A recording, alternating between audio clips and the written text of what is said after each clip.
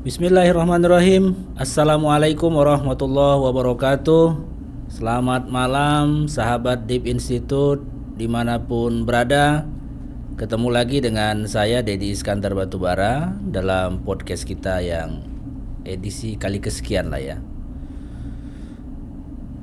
Sahabat Deep dimanapun berada, kalau bicara Danau Toba maka orang udah pasti langsung tahu itu tempatnya di Sumatera Utara, danau paling besar di Asia, bahkan barangkali danau vulkanik terbesar barangkali di dunia.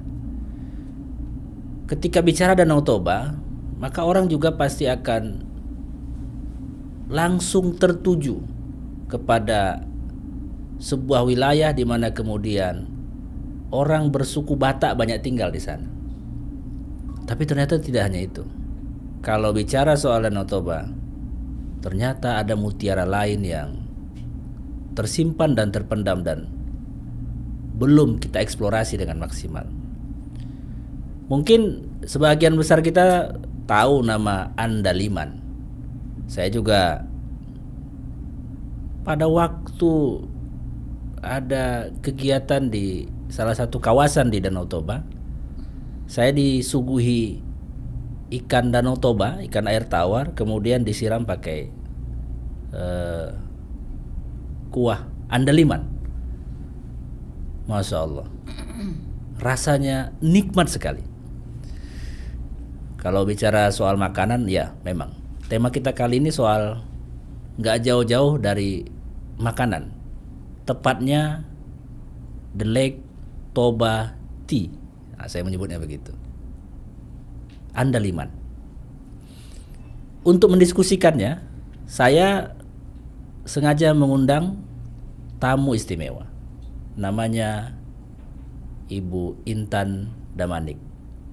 Apa kabar Bu Intan? Iya, selamat malam Pak. Kabar baik. Kabar baik. Bu Intan ini salah satu penggiat UMKM yang hari ini sangat konsen untuk mengangkat andaliman sebagai salah satu tumbuhan khas Danau Toba yang sesungguhnya ketika ini dieksplorasi dengan lebih spesifik, ya kita sebutlah dia bisa seperti sebangsa tea. Nanti kita akan lihat itok saya ini, Bu Intan Damanik akan memperagakan juga macam mana nanti misalkan menyajikan ya kita sebutlah ya namanya teh andaliman. Kalaupun nanti barangkali ada penggunaan kata lain nanti yang akan dijelaskan oleh Ibu Intan Damanik. Ya, tema kita hari ini soal The Artisan Tea, The Lake Toba Tea, andaliman. Bu Intan Damanik sudah berapa lama nih menggeluti UMKM yang spesifik mengangkat andaliman? Iya Pak. Jadi Lake Toba Tea Andaliman yang merupakan menjadi satu minuman fungsional. Ini kita mulai ya? Ini kita mulai sejak dari 2020 Pak. 2020. Nah, kita mulai pas masa Covid yang sedang semarak-maraknya. Nah, di sana kita tahu bahwa andaliman ini memiliki antioksidan yang sangat tinggi. Jadi, ketika kita tahu andaliman memiliki antioksidan yang sangat tinggi, bahkan sampai di 170 derajat Celcius, dia masih memiliki oksidannya yang sangat tinggi di sana. Nah, jadi inilah yang menjadi satu kajian saya setelah saya mengetahui bahwa andaliman ini merupakan khas tanaman daripada orang Batak itu opung ya, nenek moyang dulu. Itu adalah andaliman yang ditanam hanya ada di kawasan Danau Toba. Tidak ada tempat lain ya andaliman ini kalau di kita ya? Kalau di daerah kita mungkin sih pengaruh karena dari suhu juga, pengaruh juga dari satu sisi kultur tanah juga, bahwa andaliman ini memang hanya ada khusus di Danau Toba saja, Pak. Itu ya hanya ada di Danau Toba saja. Nah lantas dari sana kita angkat si andaliman menjadi satu khas kawasan Danau Toba yang tadinya hanya dikenal sebagai sambal atau untuk orang Batak bilang arsik. Arsik, iya. Iya. Nah, lantas kita membuat satu inovasi baru di 2020 bagaimana pengembangan andaliman ini menjadi satu yang mudah untuk bisa dijangkau khususnya orang luar, khususnya orang Indonesia yang ada di luar negeri. Contoh misalnya Pak, kalau mereka itu pulang ke Indonesia kan nggak mungkin, tapi kalau mereka rindu makan andaliman, mendengar andaliman aja mereka pasti udah rasa terobati kalau mereka itu ada di luar negeri. Nah seperti itu. Itu juga menjadi satu sasaran kita, tujuan kita bagaimana masyarakat Indonesia yang ada di luar negeri dimanapun bisa tetap menikmati kerinduannya untuk khususnya tanaman kawasan Danau Toba tadi, gitu Pak. Terfikir menjadikannya sebagai, sebutlah teh ya. Iya, kalaupun kita ingin menyebutnya, karena dia nanti diseduh ya pakai air hangat atau air panas gitu. Ini kok bisa muncul ide seperti itu? Jadi teh gitu kan. Nah itu dia Pak. Jadi itu kronologisnya ada ceritanya. Jadi pada saat 2020 kan kita mendengar semaraknya itu banyak orang ya karena COVID atau batuk atau flu. Itu kan menjadi satu kajian juga ya sama kita. Kok bisa gitu? Bagaimana caranya ya kan gitu. Nah jadi ketika andaliman ini kita makan satu butir saja pun dia sudah mempengaruhi saraf lidah kita yang bisa sampai ke sinyalnya ke otak. Kan seperti itu andaliman kekuatannya ya Pak. Kalau kalau kita makan satu butir andaliman itu sinyalnya langsung ke otak karena mempengaruhi saraf di lidah. Nah, jadi bisa mempengaruhi juga ke bagian paru-paru kita. Nah, jadi seperti itu.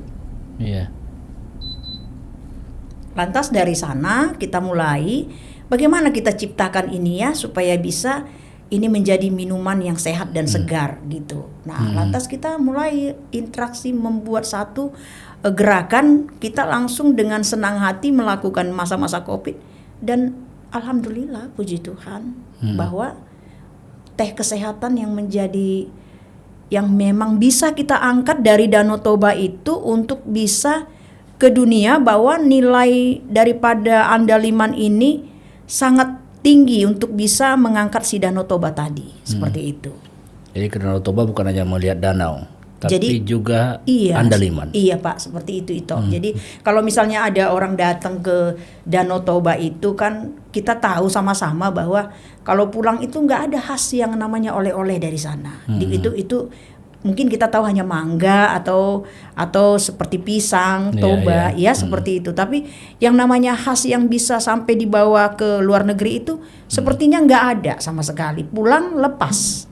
Kayak wisata kalau pulang tuh kan sepertinya udah lepas gitu ya, bisa lupa lagi, nggak ingat lagi kembali. Nah ini gimana lah dari sisi wisatanya kita bisa membawa bagaimana tamu itu mengingat kembali mulai dari tanamannya andaliman ini sampai ke buahnya sampai kepada produknya seperti yang kita inginkan bahwa andaliman ini adalah memiliki nilai jual yang dari sisi kesehatannya yang bisa mengangkat Danau Toba itu sendiri. Berarti ini minuman kesehatan lah ini itu ya? Iya, bukan hanya sekedar teh biasa ya, tapi ini minuman kesehatan. Iya, jadi andaliman itu adalah bukan rempah biasa seperti bukan itu. Rempah biasa. Bukan rempah biasa, tetapi bisa kita buat menjadi minuman fungsional yang bisa menambah kesehatan bagi kita, karena memiliki antioksidan yang sangat tinggi yang bisa mematikan radikal bebas di dalam tubuh kita. Gitu, seperti itu. Saya dengar Pak Wapres sudah pernah minum teh ini katanya. Iya Pak, benar Pak. Pada hari rempah itu di Desember 2021 yang lalu bahwa di hari perkebunan Bapak Wapres hadir, welcoming drinknya kita berikan andaliman artisanti. Itu yang nyiapkan ya, kita yang menyajikannya ya. Menyeduh langsung menyajikannya. Ini selain Pak Wapres siapa lagi nih orang-orang yang barangkali ya sebutlah tokoh publik atau apa yang sudah coba teh ini? Iya Kak, jadi setelah Bapak Wapres, kemudian juga Bapak Gubernur, kemudian juga Bapak Dirjen Keuangan, kemudian juga sudah langsung ke tempat produksi, kemudian Konjen Singapura, Oh, masih Konjen banyak lagi Singapura. Pak, Banyak ya? masih banyak lagi kayak Pak Menteri Menteri Pertanian dan Dirjen Perkebunan. Boleh diceritakan reaksi mereka ketika pertama kali minum teh ini? Kan ini pasti beda rasanya kan, kalau teh yang biasa-biasa diseduh kan. Yang pasti mereka mengatakan enak di badan, Enak di badan. enak dirasa dan enak di badan seperti itu. Itu biasanya hangat ya kalau minum teh andaliman ini ya badannya. Nah, jadi jadi sebenarnya gini ya Pak. Jadi andaliman ini kan memiliki 4 jenis. Yang kita pakai sekarang ini ada yang merah kemasannya, ada yang putih. Ini andaliman si Horbo, ini andaliman si Manu namanya. Nah, jadi ini memiliki getir yang sangat tinggi. Ini tidak. Nah, tapi di berbagai daerah bisa ini jadi tinggi, ini tidak. Nah, jadi mungkin pengaruh tanahnya, mungkin kultur tanahnya. Nah, jadi pada saat yang minum itu menikmati teh andaliman ini sebaiknya sebenarnya ketika yang meminum itu ketika kita setelah selesai makan nih ceritanya, atau kita makan enak atau makan, biasanya kalau para pejabat seperti kayak Ito ini ya suka makan di resto ya misalnya ya kan, pasti di sana itu ada yang menggunakan penyedap rasa makanan pasti. Nah, itu sangat bagus ini diminum buat kita, kesehatan kita untuk menetralisir ya, untuk mematikan radikal bebas tadi, radikal gitu bebas ya, yang mengarah kepada kanker misalnya, seperti itu. Dan berdasarkan daripada hasil Badan Riset Nasional bahwa ini adalah merupakan penyembuh penyakit kanker usus yang setelah dia menjadi teh. Sudah ada hasil risetnya ya itu? Sudah ada hasil riset dari BRIN-nya. BRIN ya? Iya. Dan itu sudah dipublikasikan ya hasil risetnya itu ya? Dan inilah sekarang upaya kita mengangkat si andaliman ini, bahwa kita nilai kesehatannya yang harus kita angkat untuk bisa orang banyak bisa mengetahui seperti itu. Andaliman ini menurut pengetahuan banyak orang, ini kan tanaman yang tumbuh liar ya nih, nggak sengaja ditanam begitu ya. Hutan, itu memang benar ya? Itu benar, benar itu ya. Jadi ini tanaman hutan yang memang liar dia. Jadi kalau yang sesungguhnya dia tanpa menggunakan pupuk dan dibiarkan dia liar di hutan tersebut. Seperti itu. Harusnya begitu ya? Harusnya seperti itu. Tapi sekarang saya dengar sudah ada dibudidayakan juga ya? Sudah ada mulai yang berkebun. Iya benar. Jadi kalau sekarang saat ini sedang dikembangbiakan melalui budidaya, termasuk kita sendiri juga sudah melakukan budidaya yang memanfaatkan areal-areal tanah yang dimana yang terkait dengan hutan seperti itu. Itu sekarang nanam berapa banyak? Kalau kita kerjasama, sudah melakukan kerjasama dengan Simalam Resort, kita sudah menanam di sana yang pertama kali menjadi satu sejarah di Tanah Karo 1.200 pokok. 1.200 pokok. Itu 1.200 3 hektar ya? 3 hektar. Kebetulan di daerah kawasan Simalam itu kan hutan. Nah, di sana kita tanam dia di 1.200 pokok. Itu berapa lama baru bisa dipanen atau dipetik gitu misalkan, atau diambil gitu? Berdasarkan ini kita 1 tahun 8 bulan kita sudah akan melihat hasilnya, dan itu satu pokok bisa mencapai 50 kilo per 3 bulan, 100 kilo per 3 bulan buahnya per satu pokok. Per satu pokok ya? Iya. Dan itu kalau dijadikan kemasan teh gitu? Kalau kita jadikan kemasan teh, dia kalau dia di 5 kilo, 5 kilo yang segar, dia menjadi 1 kilo yang kering. Jadi dia susut 70%. Ya. Nah, jadi seperti itu, kemudian kita bentuk dia merupakan jadi saset yang di 24 gram di 12 saset. Tapi meskipun dia diolah begitu, tetap dia original ya? Tidak ada misalkan campuran-campuran kita murni Pak, kimia begitu, nggak ada ya? Tidak. Nah, jadi kita mencari andaliman itu juga bukan yang dibudidayakan, tapi yang memang benar-benar asli yang di dalam hutan. Karena di sana memang kenapa ya dibilang antioksidannya sangat tinggi, itu kan merupakan satu ini juga ya, kita harus cari tahu juga ya kok bisa antioksidannya tinggi. Ternyata rupanya memang dia ketika dia berbaur dengan hutan pohon-pohonan yang lain itu, rupanya misalnya gini misalnya si andaliman ini kita tanam, di sampingnya ada kopi. Nah, si andaliman ini tidak akan terpengaruh dengan si kopi. Si kopi yang justru terpengaruh dia jadi rasa andaliman seperti itu. Nah, jadi berarti memang ini sangat kuat dan dia memiliki ideologi yang sangat saya pikir memang tidak bisa dihinggapi oleh binatang apapun karena mulai dari batang sampai ke daunnya itu berduri. Nah, dia berduri. Jadi dia memang benar-benar dia tidak boleh dihinggapi oleh binatang apapun atau sarang burung contohnya. Kan di dalam hutan biasanya banyak sarang burung. Nah, ini tidak. Jadi dia memang benar-benar mengembang seperti pohon seri itu, mengembang dia. Maka jarak tanamnya itu per satu pokok ke satu pokok itu 5 meter. Supaya apa? Supaya pengembangannya bagus dan kemudian dia berduri itu cara mengambil juga tidak sembrono asal ambil begitu. Jadi memang punya teknis semua caranya. Memang ini ideologinya seperti sama dengan kayak adat Batak itu. Kalau kita pelajarin ya, karena mulai dari tanamannya itu sendiri dia berduri, kemudian daunnya berduri, cara ngambil nggak boleh sembrono, harus memang benar pelan gitu dari bawah, baru kita ambil buahnya seperti itu. Nah. Kayak orang Batak lah persis itu ya. Iya, harus berkolonuan dulu. Berkolonuan tahu lah. Warhoras dulu.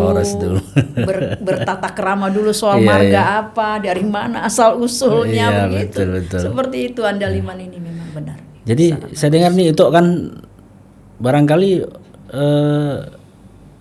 the first lady barangkali perempuan pertama yang kemudian mencoba mengangkat andaliman ini hadir sebagai sajian dalam bentuk teh.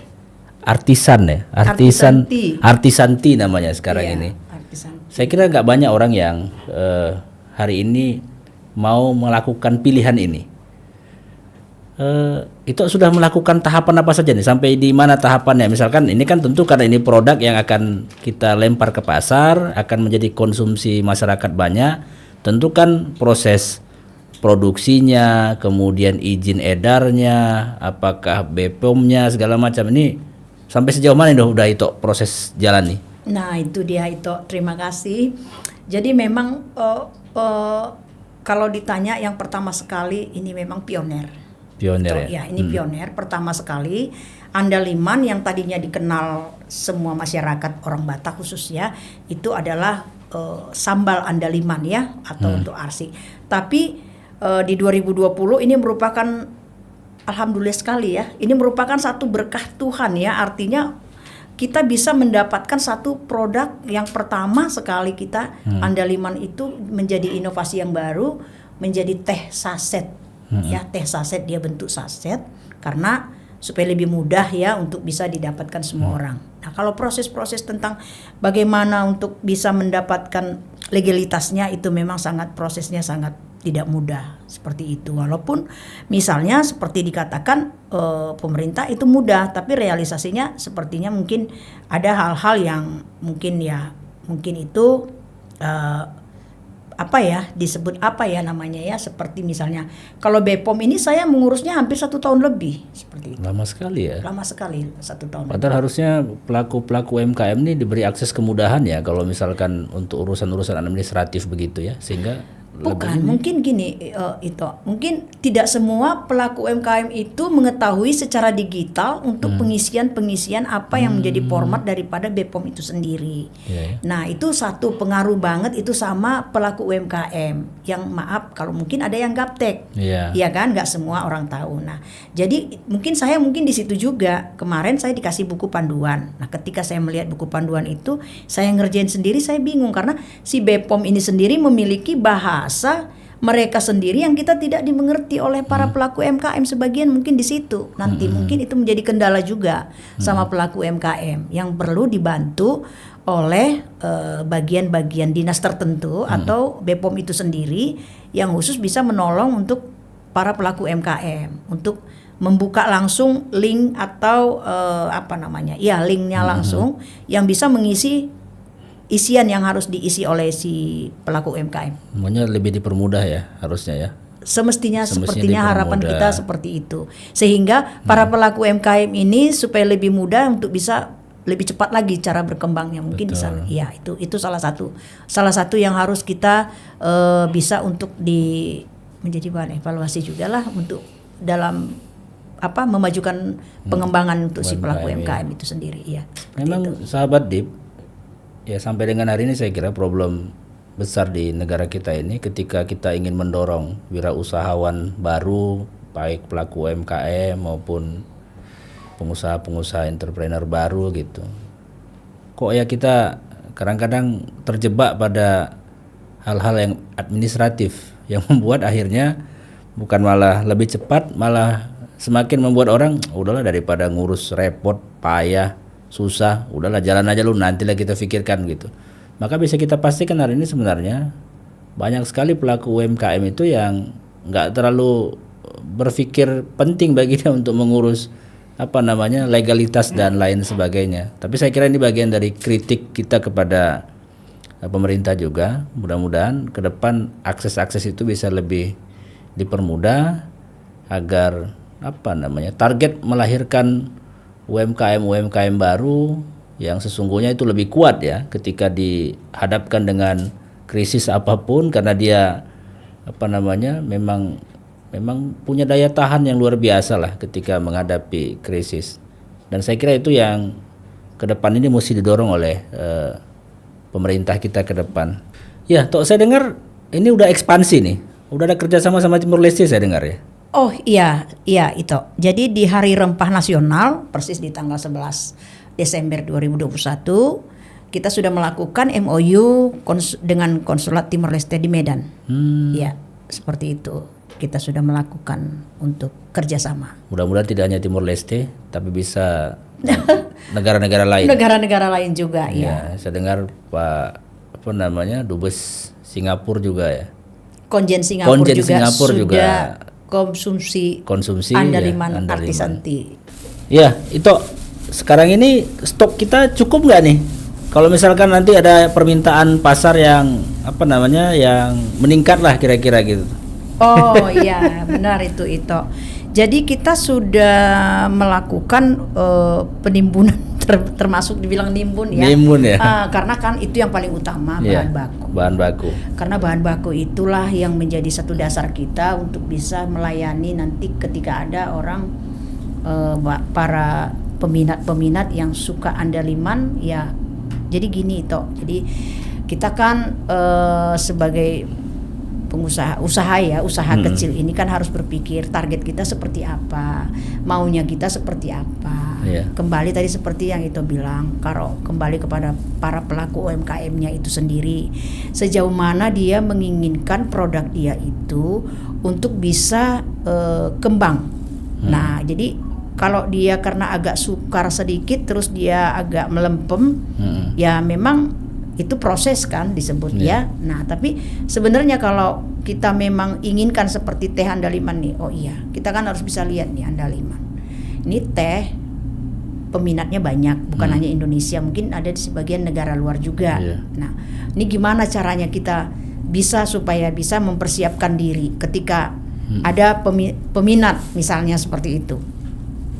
Nah, tentu memang itu sampai hari ini proses-proses legalitasnya masih banyak yang harus kita selesaikan. Iya, itulah satu permohonan kita juga kepada setiap pembuat kebijakan lah itu tentang nggak usah lah saya sebutkan lagi. Baik juga tentang proses legalitas yang untuk mau ke ekspor juga kan ada itu prosedur-prosedur tertentu itu juga sedang dalam kita persiapkan juga. Di samping itu juga kita bagaimana cara kemasannya yang lebih baik lagi, lebih dikenal orang lagi, karena ini menyangkut Danau Toba itu sendiri karena ini bukan produk dari yang lain-lain, ini adalah produk yang bisa dibanggakan oleh Sumatera Utara khususnya seperti itu. Airnya panas nih Tok. Pengen juga nyoba tehnya nih. Bolehlah itu seduhkan dulu macam mana caranya. Saya mana paham saya.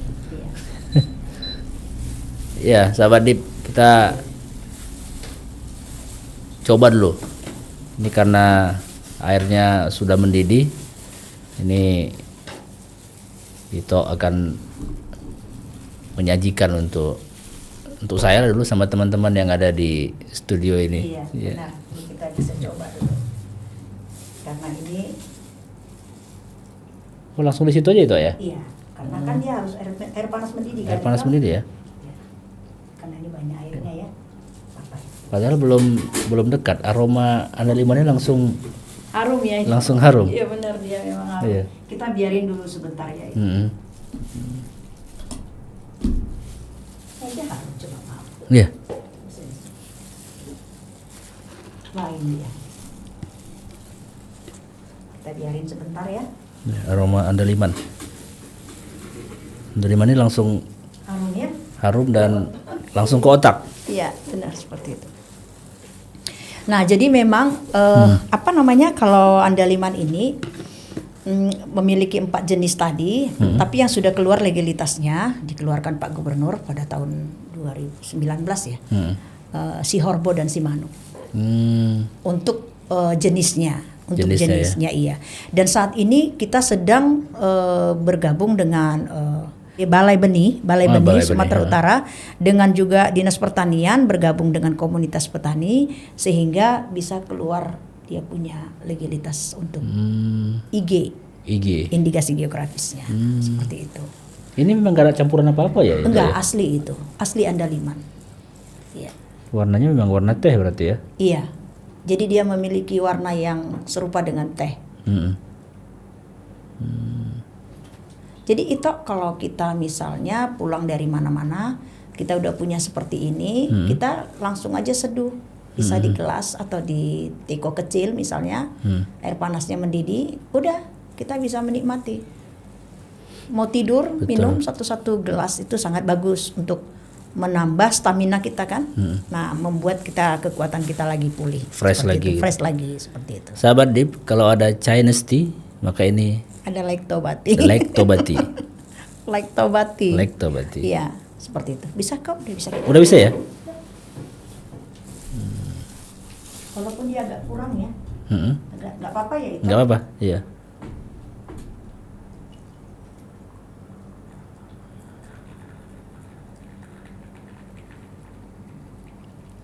No sugar.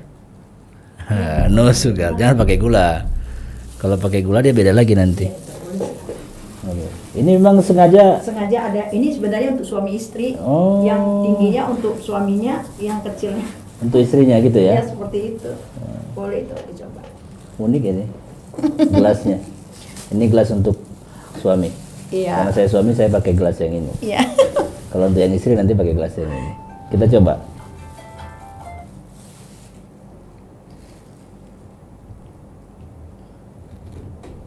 Jadi ini kali pertama saya menikmati Lactobati andaliman. Walaupun sebenarnya kalau andalimannya sih sering, ya. Tapi dalam bentuk rempah, bumbu makanan itu ya. Iya, kalau dalam bentuk teh baru kali ini. Kalau ada Chinese tea, ini Lactobati. Lactobati. Ya.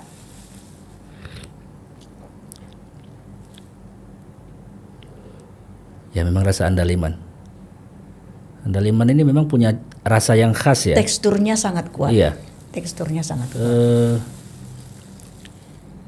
Sangat rempah-rempah. Saya kebetulan memang penyandang rempah. Termasuk parfum juga saya paling senang tuh parfum yang baunya rempah-rempah. Cemara, cemara itu kali ya. Iya ya, kan. Benar, ya. Kalau di Arab itu pakai yang oud, yang aroma kayu gitu. Kayu Dan ini hutan. juga kayaknya sengaja dibuat memang khusus untuk minum teh ini. Tapi diminum hangat begini saja sudah luar biasa nikmatnya ini. Jadi memang harus diminum panas itu. Harus diminum panas harus ya. Diminum panas. Enak sekali. Harus diminum panas itu. Saya juga mau minum. Soalnya kalau andaliman ini nggak pernah saya lewatkan untuk saya nggak. Oh gitu ya, itu ya. Aduh. Seperti itu. Ya, barangkali ini sebagai penutup lain ya, itu ya. Harapan itu lah ke depan terhadap andaliman ini dan juga barangkali keinginan lah ya ke depan sebagai pelaku UMKM. Apa yang diharapkan ke depan untuk Lactobati ini? Iya, itu terima kasih. Jadi harapan saya khususnya kepada pemerintah kawasan Danau Toba dan juga stakeholder pemerintah yang lainnya, bisalah untuk bersamalah kita bergandengan tangan bahwa Lactobati andaliman minuman herbal ini adalah merupakan satu kebanggaan Danau Toba itu sendiri. Seperti itu. Jadi harapan saya, bantulah bersama-samalah kita bergandengan tangan bahwa Andaliman bisa menjadi ikonnya UMKM Danau Toba. Seperti itu. Itu dia. Andaliman menjadi ikon UMKM Danau Toba. Spesial tentu kita akan menyebutnya sebagai Lake Tobati. Ini sebuah penyebutan yang saya kira bisa akan memberikan inspirasi bagi kita semua, masyarakat Sumatera Utara. Iya. Yang punya Danau Toba, Iya. tidak hanya karena danaunya, tapi juga karena andalimannya. Kira-kira begitu. Senang sekali nih Ito berdiskusi soal kekayaan alam kita yang kemudian kita olah untuk menjadi minuman sehat. Dan ini menjadi sesuatu yang baru tentu saja, karena selama hari ini belum pernah dieksplorasi dengan mendalam. Dan kita berharap dan mendoakan semoga para pelaku UMKM terutama di sektor kawasan Danau Toba dan sekitarnya yang fokus barangkali untuk pengolahan andaliman ini bisa semakin sukses ke depan, dan juga termasuk kepada pelaku UMKM lainnya pada berbagai bidang dimanapun tentu saja. Iya, benar. Karena UMKM pariwisata itu nggak bisa dipisahkan. Iya. Sangat erat hubungannya. Barangkali saya itu, potong lagi Pak, siap. maksudnya ya. Jadi kita tidak hanya menjual objeknya saja seperti itu. Iya, memang kita tahu sekarang ini pemerintah sedang mengembangkan bagaimana secara fisiknya itu dikembangkan di dalam kawasan Danau Toba. Nah, jadi dan juga ada objek yang memang harus kita jual yang cukup bagus, yaitu Danau Toba itu sendiri. Tapi kita sangat berharap dari UMKM itu sendiri, ketika tamu datang ada yang memang benar-benar itu yang memang harus bisa menikmatilah si tamu itu pulang dengan oleh-oleh itu seperti dengan itu. Oleh-oleh. Iya itu. Bahkan ketika datang pun welcome drinknya mesti diganti nih. Iya seperti harusnya itu. semua hotel di Danau Toba welcome drinknya adalah andaliman. Andaliman, iya seperti itu. Dan itu jadi akan dari menjadi pihak PHRI juga berharap kita mendapatkan dukungan sehingga ini bisa untuk dibuat menjadi satu wejangan khusus di hotel. Betul. Di hotel, dan juga diharapkan juga kepada Dinas Pariwisata Sumatera Utara bagaimana kita bergandengan tangan bahwa dengan Asita Travel, artinya bisa kita bekerja sama ketika tamu datang ada oleh-oleh yang harus diberikan kepada mereka seperti itu. Dan oleh-oleh itu adalah andalimanti. Andalimanti. Iya benar. Like Tobati. Like Tobati. Iya itu. Terima kasih. Iya. Itu atas bincang-bincang kita kali ini. Senang sekali. Sampai ketemu lagi nanti di lain waktu dan lain kesempatan. Iya. Sahabat Deep Institute, sampai di sini dialog dan ngobrol kita. Sampai ketemu dalam edisi berikutnya. Selamat malam. Assalamualaikum warahmatullahi wabarakatuh.